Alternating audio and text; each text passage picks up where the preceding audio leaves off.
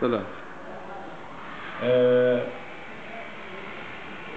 كانت أمنيتي الوحيدة إني أقدم أفضل خدمة لأهل البلدية،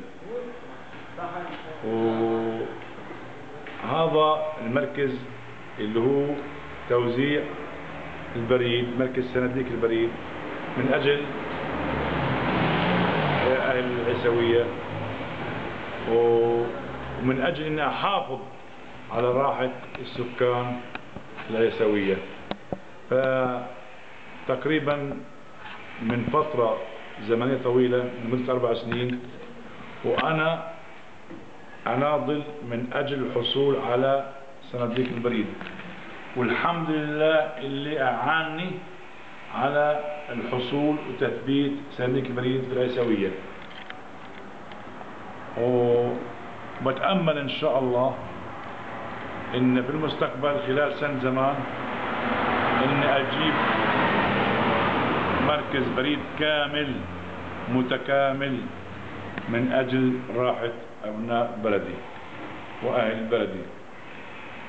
بتأمل من الجميع أن يحافظوا على هذه المصلحة، وهي المصلحة العامة. فبطلب من جميع الأهالي، من جميع الشباب، أن يساعدوني من أجل الحفاظ على هذا الإنجاز، لأن هذا إنجاز عظيم، إنجاز من أجل أهل البلد، من أجل راحة البلد. فبطلب من الجميع أن نكون يدية واحدة ونحافظ على المصلحة العامة من أجل خدمة بلدنا، نحافظ على نظافة البلد، لأن اللي بيحافظش على نظافة بلده لا يحافظ على نظافة بيته.